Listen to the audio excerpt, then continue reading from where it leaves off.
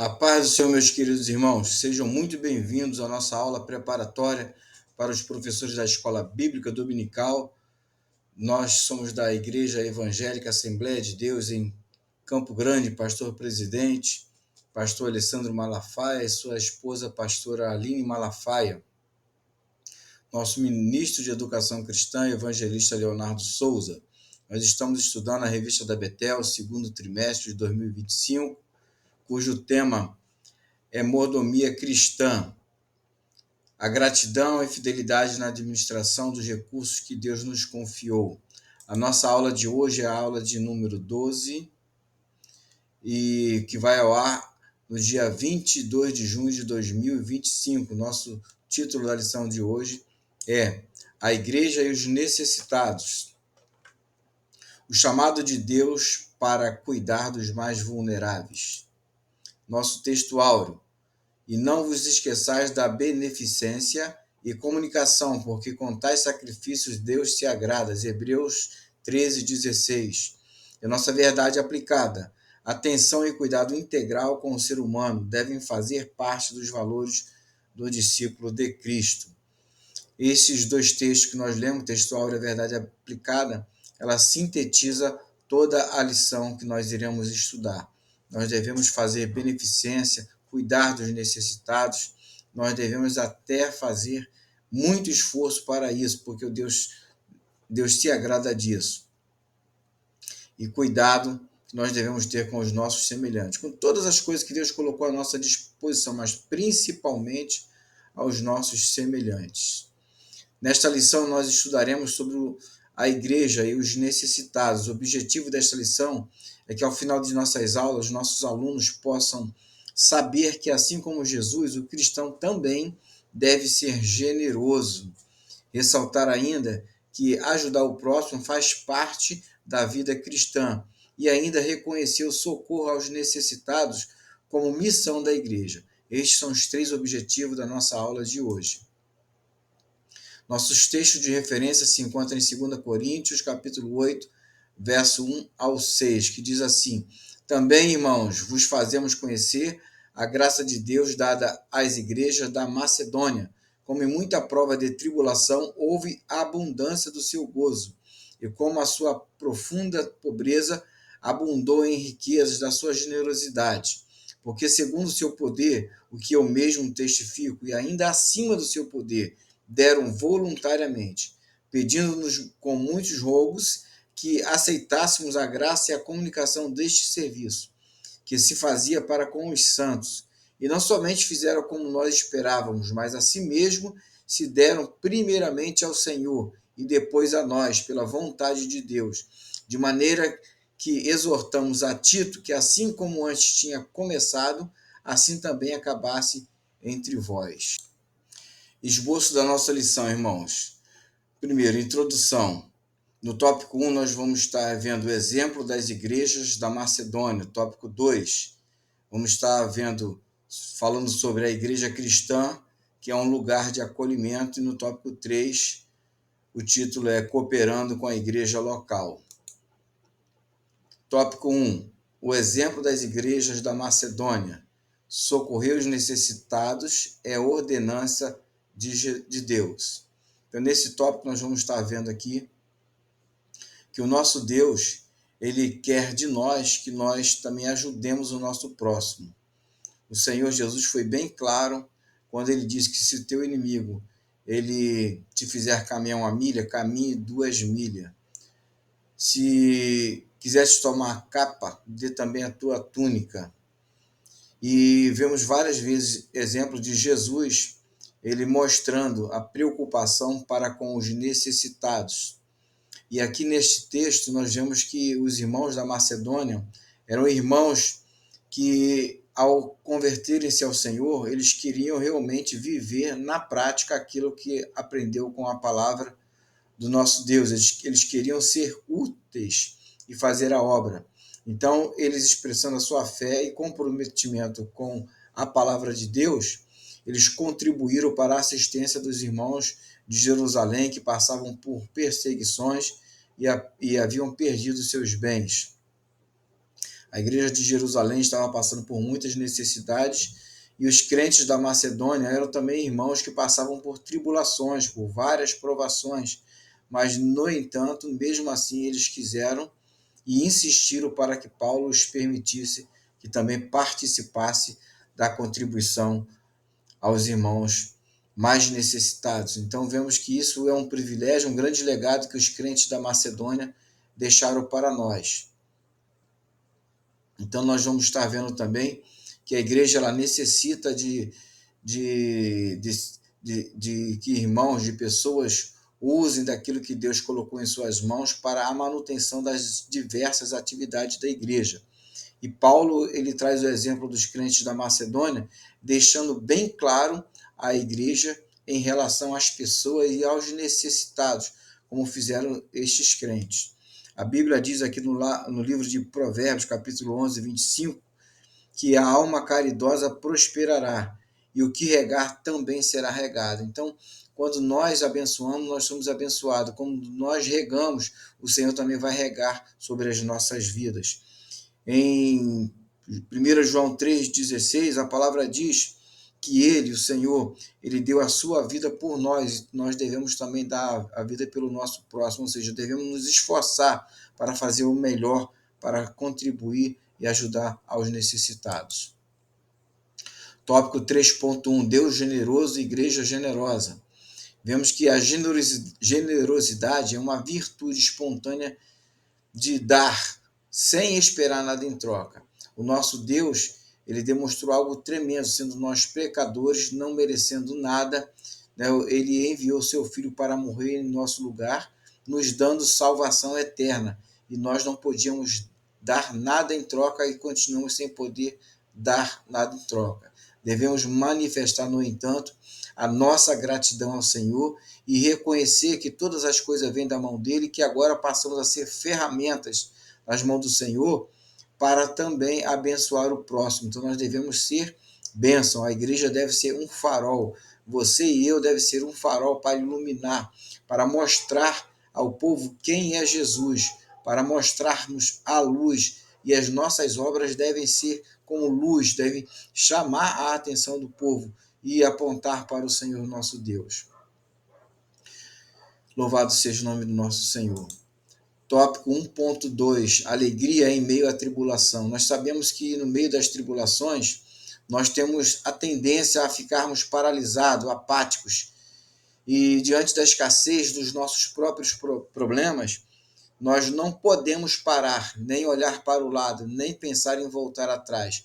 Nós temos que seguir adiante. E mesmo passando por dificuldade, nós vamos perceber que existem pessoas que estão precisando mais do que nós.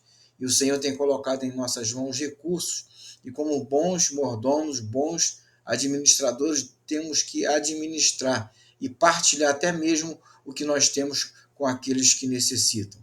Vemos exemplo disso na palavra do Senhor, quando Jesus ele fica preocupado e tem compaixão daqueles que estavam ali assistindo aos seus ensinamentos, e Jesus não queria os despedir de barriga vazia, não era só alimento espiritual, precisava também do material, e Jesus não fica só em suas palavras, também vai em atitude. E ali vemos que um menino apresenta-se com os 5 pães e 2 peixinhos, e estes, né, que era o único alimento para aquele menino, ou quem estava com ele também, mas ele apresenta e põe ali diante daqueles representantes de Jesus, dos seus discípulos, e dos quais agora somos nós, os representantes, e ele põe na mão daqueles, e aqueles levam a Jesus, e ao orar, Deus multiplica aqueles pães e todos são alimentados, inclusive aqueles que cederam o pouco que tinha. Então nós devemos também contribuir com aquilo que nós temos, e o Senhor vai multiplicar e vai suprir tanto as necessidades deles quanto a nossa. Isso é colocar em prática a nossa fé. Eles sabiam que Deus não os desampararia. Então nós devemos fazer a mesma coisa. Esses irmãos nos deixaram um grande legado, os irmãos da Macedônia, um grande legado de um exemplo maravilhoso para nós. Nossa primeira palavra-chave é generosidade. Seja então, irmão, generoso em todas as coisas, sabendo que disso agrada ao Senhor e Ele vai suprir todas as tuas necessidades. Nosso tópico 3 diz assim: ajudando e sendo ajudado. Então, todas as vezes que ajudamos, Deus também nos ajuda. Nós plantamos, o Senhor nos dá a colheita. Nós semeamos, o Senhor faz a semente brotar. No Salmo de número 9, verso 18, diz que Deus não esquece dos que necessitam de socorros. E Hebreus 6,10, lemos que Deus não é injusto e que não se esquece do trabalho e do amor de quem socorre os santos. Então, isso quer dizer que muitas pessoas, né, às vezes obreiro, outras pessoas precisando, nós ajudamos. E Deus não se esquece disso. Deus está olhando o que nós estamos fazendo e Ele vai nos ajudar quando nós precisarmos. Nós temos que ter isso em mente. Diz a palavra do Senhor que aquele que atende ao necessitado, ele empresta a Deus. E certamente o Senhor mandou, inspirou para que isso fosse escrito, para que nós tivéssemos em mente fazermos o bem, nosso Deus vai nos recompensar. Nós, na verdade, não temos o que emprestar a Deus, o que já é de Deus. Mas veja bem, esta palavra foi escrita para que nós pudéssemos aprender, meditar nela. Então, na verdade, o que nós estamos emprestando a Deus, na verdade, é o que Deus colocou, né, que é dele nas nossas mãos. Tudo que nós temos em nossas mãos não é nosso, pertence a ele. Mas ele nos deu o livre-arbítrio para fazermos, né, o melhor. Então ele pôs em nossas mãos, mas depois irá tomar conta. Então nós estamos investindo na obra, nós estamos investindo nas pessoas, nós estamos nos dando, nos esforçando, nos sacrificando, e certamente isso fará com que nós venhamos a ter uma grande colheita, em nome de Jesus. Tópico 2. Igreja cristã, lugar de acolhimento. Cultivar um ambiente fraterno na igreja evidencia a fé professada, não apenas em palavras, mas também na prática de boas obras. Tiago 2, verso 14 ao 26. Os crentes da igreja primitiva exercitavam isso. Nós vemos que a igreja ela cuidava dos seus necessitados, mas a igreja havia se multiplicado de uma maneira muito grande e rápida. E nós vemos que na igreja primitiva aconteceu um problema em que os crentes, né, as viúvas dos crentes, dos judeus gregos, eles estavam sendo esquecidos, deixados de lado, não colocados em prioridade na hora da distribuição dos recursos que eram doados. E aí chega ao conhecimento dos apóstolos este fato, e estes tomam logo uma providência e procuram resolver isso da melhor maneira.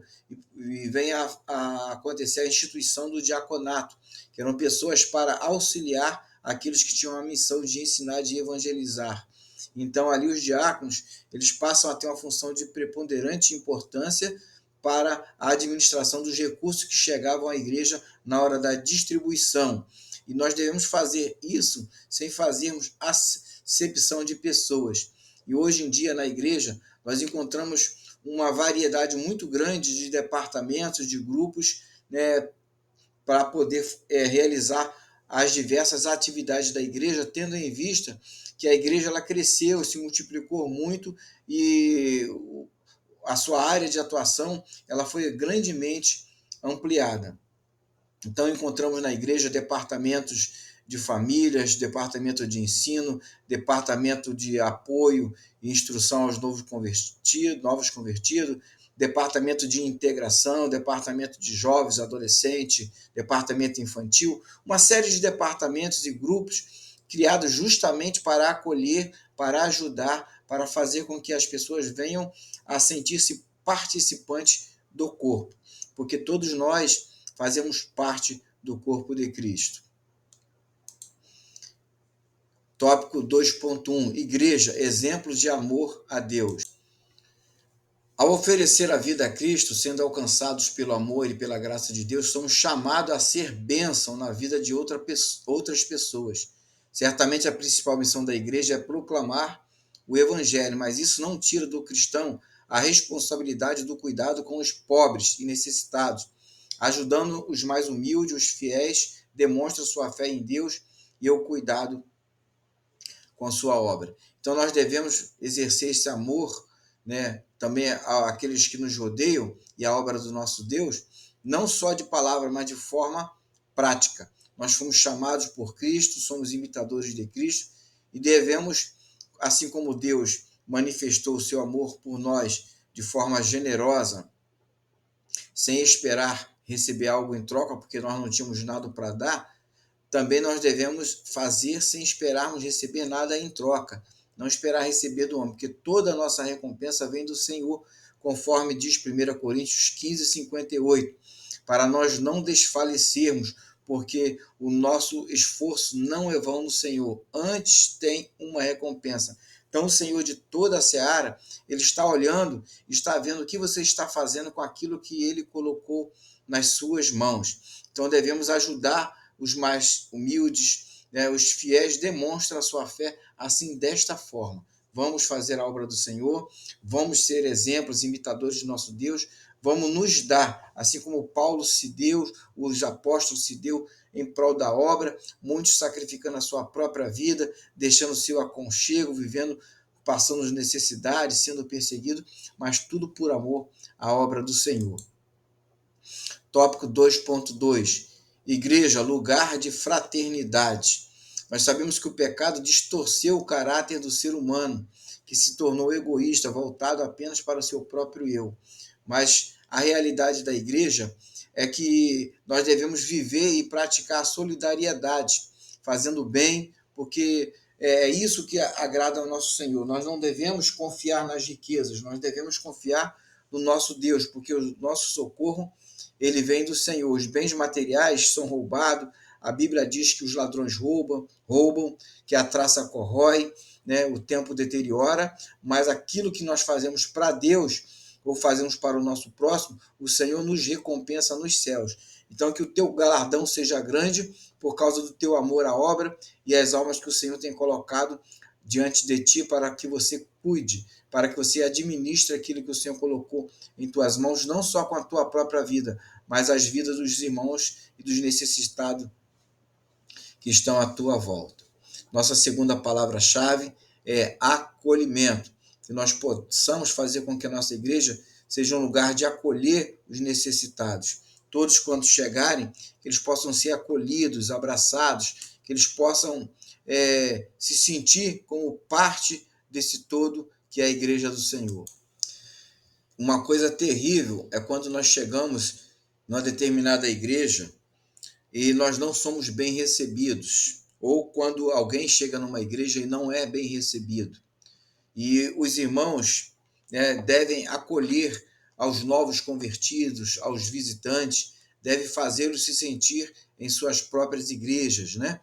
E existem muitos lugares que as pessoas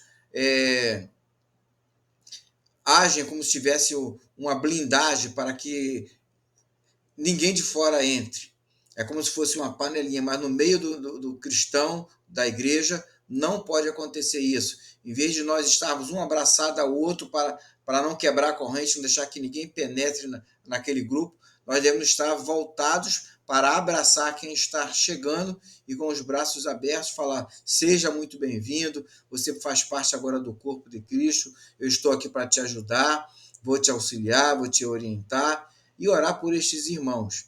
Sejam eles novos convertidos, sejam irmãos que vieram de outra igreja, nós devemos estar sempre com um coração alegre e um rosto, com um sorriso no rosto para receber bem, porque é isso que o Senhor diz que o Senhor se agrada. Né? Deus, Jesus nos ensinando, nos mostra que há festa no céu quando uma alma ela se arrepende. Nós devemos festejar aqui na terra, sabendo que o Senhor ele está também alegre e feliz de alguém que vem para o redil do Senhor. E nós devemos fazer o máximo para que essa pessoa se sinta acolhida, não criticada, não discriminada, mas ela se sinta acolhida e seja ajudada a vencer as suas barreiras e as suas limitações, dificuldades e as mazelas da vida pelas quais ela passou, né, para sarar as feridas que o próprio inimigo causou. No tópico 2.3, o título é A Estratégia do Maligno. No Salmo 53, verso 3, o salmista se expressou assim desta forma: não há ninguém que faça o bem, não há sequer um. Então, esse é o estado do homem que vive sob o domínio das trevas. Mas o crente foi regenerado, ele foi salvo, foi transformado. O Espírito Santo o salvou. E aquele que roubava não rouba mais, que matava não mata mais, o que desejava o mal ao seu irmão ou cobiçava as coisas do seu irmão não faz mais isso. Aquele que se prostituía não se prostitui mais. Aquele que odiava o seu próximo, agora ele passa a amar, porque Cristo o amou primeiro. E agora ele retribui ao Senhor, fazendo aquilo que apraz ao coração do nosso Deus. Então, o mundo ele vive de uma maneira egoísta, apegado aos bens materiais, sendo avarento, preso à riqueza, a dinheiros e bens. E é essa a estratégia do inimigo que quer nos fazer sermos apegados às coisas materiais para nos afastarmos do Senhor e nos enfraquecermos e nos levar à morte espiritual. Nós podemos aprender com muitas situações que acontecem na natureza. Né? Existe um animal chamado babuíno, o qual sequestra os filhotes dos leões e eles levam para lugares distantes, sobem nas árvores, fogem, né? E eles separam dos seus pais e depois deixam eles soltos e eles ficam à mercê de predadores e fome e sede vêm a morrer. Porque eles sabem que aqueles leõezinhos inofensivos, eles, quando crescerem, se tornarão leões fortes, saudáveis e serão seus inimigos, serão predadores deles mesmos. Então, não podendo combater os leões, eles agem tentando matar eles ainda enquanto são filhotes. Então, o nosso adversário também tenta nos afastar do nosso Pai, que é Deus, para nos enfraquecer e ficarmos à mercê dos predadores espirituais. Mas nós devemos ficar sempre no aconchego do nosso Pai Celestial, buscando estar em oração, em jejum, em meditação da palavra do Senhor e estarmos junto com o nosso Deus fazendo a sua obra, apegado às coisas dos céus e não da terra. Que nós não venhamos a não deixar o nosso adversário nos separar do nosso Senhor. Tópico 3. No tópico 3, no ponto 1, nós vamos estar falando sobre a cooperação, cooperando com a manutenção do templo. O cuidado com o templo reflete o bom uso das contribuições recebidas pela igreja. Neste tópico, o tópico 3, cooperando com a igreja local, dividido em 3 subtópicos, cujo tópico primeiro é cooperando com a manutenção do templo. Então, todos os cristãos fazem parte do corpo e eles têm o dever de contribuir com a igreja tanto na edificação do corpo, né, na parte espiritual, mas também na parte material e financeira. E esse cuidado ele se reflete na manutenção do templo. Quando chegamos em alguma igreja, nós vemos a igreja largada, abandonada, mal cuidada, demonstrando a falta de zelo com o templo do Senhor, com o lugar no qual nós nos reunimos para adorar o nosso Deus, nós percebemos então que as contribuições elas não estão sendo bem administradas. Mas cuidar do templo é dever de todos, não tão somente daqueles que estão ali trabalhando na administração da obra, mas como todos os cristãos que usam, fazem parte do corpo, devem zelar também pela manutenção, limpeza e cuidado com a obra. Nós louvamos ao nosso Deus pela vida dos dizimistas que cooperam, que contribuem para a obra do Senhor. Então, uma coisa magnífica acontece na nossa vida é quando nós chegamos e vemos a igreja estar sendo bem cuidada. Nós vemos que Davi ele manifestou o desejo de construir um templo para o Senhor, porque naquela época o povo habitava no tabernáculo feito com lonas, né?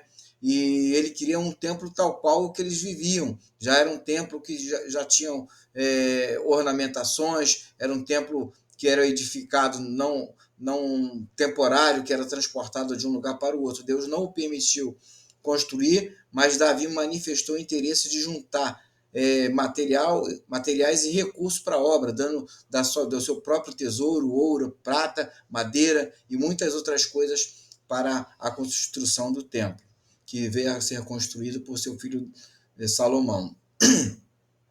Nossa terceira palavra-chave é cooperação. Então, que você e eu e todos nós possamos cooperar para o bem maior da obra do Senhor. Que todos nós que fomos enxertados na oliveira, que é Cristo Jesus, possamos não ficar como mais um galho, mas que nós possamos frutificar também, florir e frutificar para a glória do nome do Senhor. Tópico 3.2. Cooperando com o serviço ministerial. Nós sabemos que muitos irmãos, eles vivem de tempo integral da obra do Senhor. Então, a Bíblia fala que eles são dignos do seu salário. Paulo cita um versículo do Novo Testamento, dizendo assim, não atarás a boca do boi que debulha. E Paulo diz que não foi escrito por causa do boi, mas por causa do homem, daquele que trabalha na obra do Senhor. Então, aqueles que trabalham na obra do Senhor também têm suas necessidades, suas famílias, eles também comem, se vestem e têm outras coisas que eles necessitam. Então, enquanto eles estão cuidando das coisas de Deus, nós também devemos estar contribuindo e cuidando deles para a manutenção também das suas vidas, de forma que a sua mente não esteja preocupada com a sua retaguarda, que nós possamos estar preocupados com eles e os ajudando, e também orando e intercedendo a Deus por eles.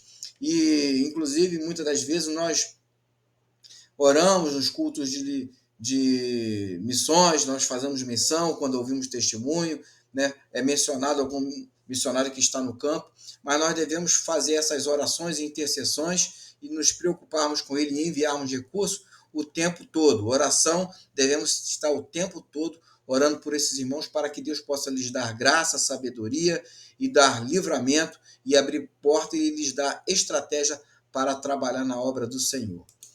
Vemos que Deus ali no Novo Testamento ele se preocupa com os sacerdotes, com a tribo dos levitas, e ele dá a Moisés ordenança para que eles possam ser cuidados, o que deveria acontecer para que a casa do Senhor não ficasse abandonada. Vemos Ageu, o povo se preocupando com suas casas, construindo, e a casa do Senhor abandonada. Então, que nós venhamos a cuidar da obra do nosso Deus e não negligenciarmos também essa nossa tarefa e responsabilidade.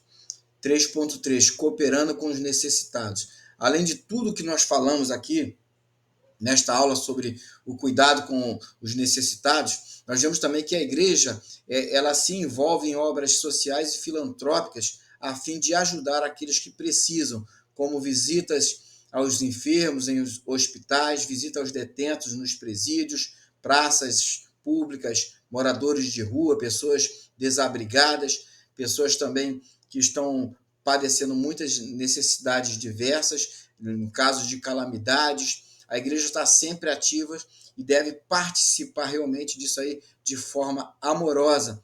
E a Bíblia diz que tudo quanto vieres a mão para fazer, faze-o conforme todas as tuas forças, porque o lugar para onde nós vamos não há ciência nem indústria, né? Então, o bem que nós devemos fazer é aqui, e o que nós vamos levar, o que mais importa, não é o que eu faço para mim mesmo, sentimento egoísta, mas o que eu faço para os demais. Então, nós devemos auxiliar, e quando você for doar alguma coisa, dê o melhor, não dê o pior, o que não presta mais, procure dar o melhor, porque o Senhor está olhando o que você está fazendo. Lembre-se que o Senhor ele multiplica aquilo que você tem, que você está colocando na obra para ajudar. A Bíblia diz, lança o teu pão sobre as águas e depois de muitos dias o acharás. Que Deus continue abençoando a cada um de nós. E concluímos dizendo que nosso Deus é bom, então você também tem que ser bom, eu tenho que ser bom. Nós temos que evidenciar a bondade do Senhor nas nossas vidas. Essa deve ser uma característica de cada um de nós que somos cristãos, porque somos luz e farol do mundo. Louvado seja o nome do Senhor. Que nós possamos continuar atentos às necessidades dos nossos irmãos e a todas as coisas que estão acontecendo à nossa volta, seguindo o exemplo do nosso Jesus. Lembre-se, o azeite da botija não vai acabar. Enquanto você estiver ali dividindo nos demais vasilhames, o Senhor vai fazer brotar aquilo que você tem. Então, invista os teus recursos na obra do Senhor e Deus vai continuar te abençoando, fazendo você prosperar e nada vai te faltar, em nome de Jesus. Que vocês possam ter uma boa aula, que seja um bênção para todos e que nós possamos assim continuar sendo generosos e fazendo a obra do nosso Deus, em nome de Jesus. Deus vos abençoe.